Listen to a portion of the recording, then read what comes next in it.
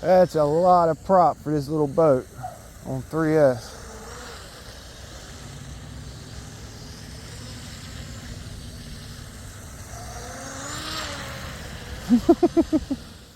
Got the Mach 1 tunnel jet out here at the park pond. All right, just did some upgrades, ironcladding my little boat out. Okay, last video we broke the cable trying to self-right the boat, so I actually installed a one size larger cable, a 0.130 cable.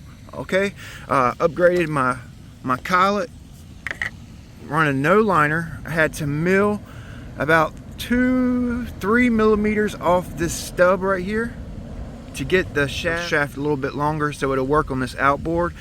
I milled down my drive dog a little bit off the forward side of my drive dog so I have enough threads to put a prop nut on with these larger props I'm running. This is a Proboat 32 1.6. It is a 1.6. We're gonna run it on 3S. Let's go. Let's go.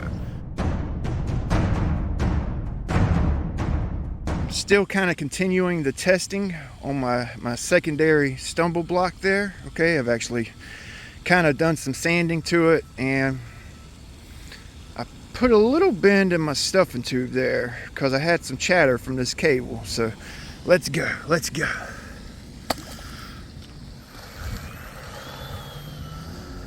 All right, let's see what it does with this bigger prop on 3S. Oh boy, got a little bit of pep in her step. Full trigger. Oh man, that's pretty quick, y'all. That's pretty quick. Nice. Probably gonna be painting this boat. This will probably be the last time you guys see it for a little while. Probably gonna paint it.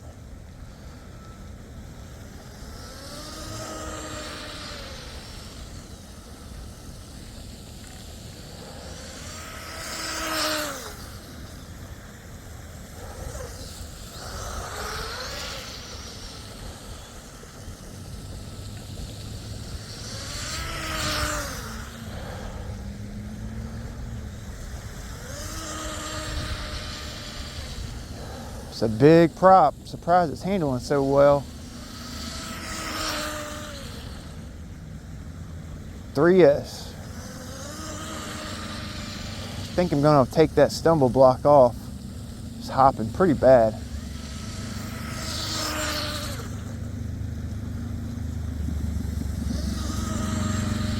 Straight up gets it with that prop on, boy. I like that. I don't know if it's faster than the ABC 3 blade. Definitely going to discharge her battery a little bit more, or a little quicker.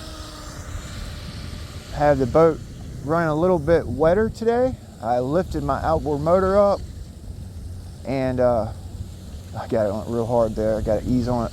I lifted my outboard motor up, set the boat down a little bit. You know what I'm saying? So she's a little bit wetter than she has been the past several runs.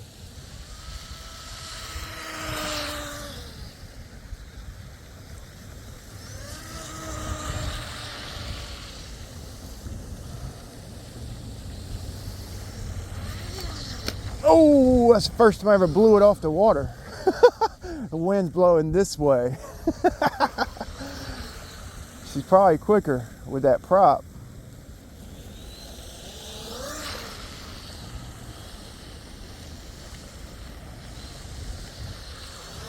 Yeah, she turns good in the opposite direction, right-hand turn.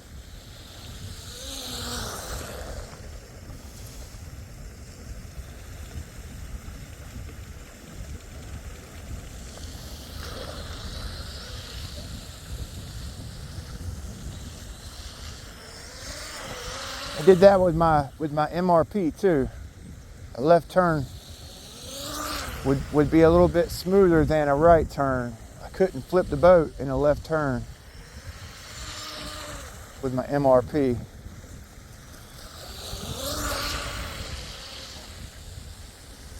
It'll take a left turn at 50 knots. The right turn's the one you got to work on. That's a battery. Just gonna do some ovals. I think this would be my 2S prop, and then that ABC prop will be my 3S prop, you know? This is the heavy 1500.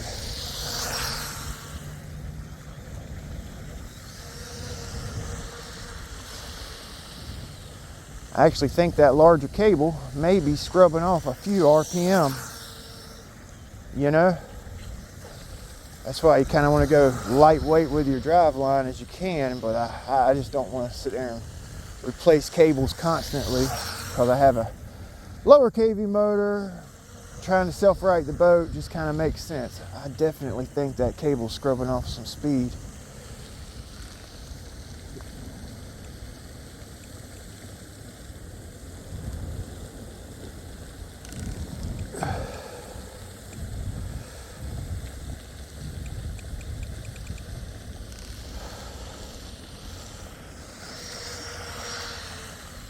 It just could be me. I don't know.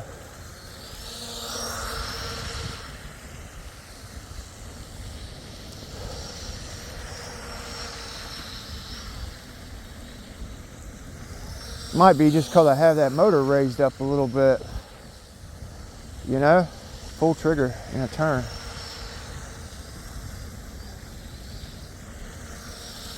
Yep.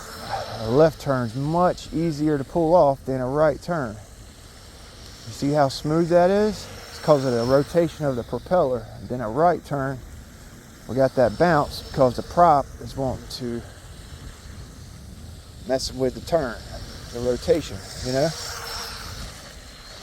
Get that swerve on.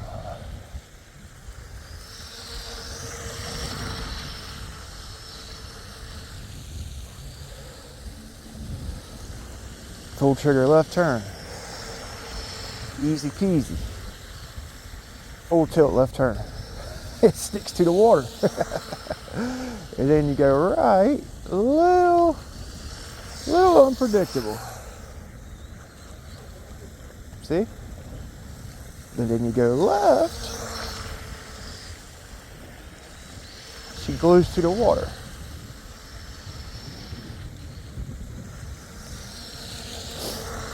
Get that swerve on, boy. Get that swerve on. About swerved into a tree.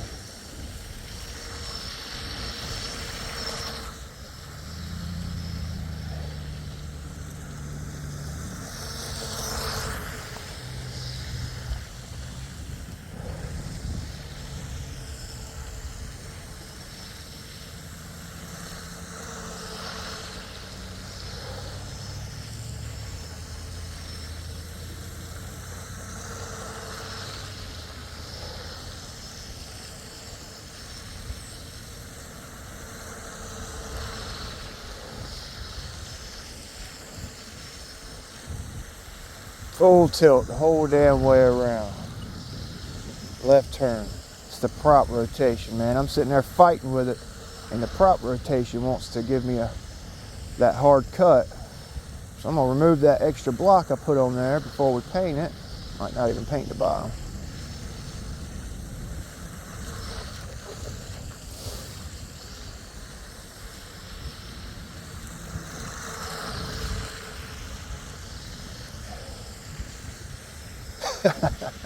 So this cable is basically locked in here. Okay, I got the drive dog, this little stub right here, it's locked into the motor, right? So maintenance is gonna kind of be a pain in the butt, to be honest with you.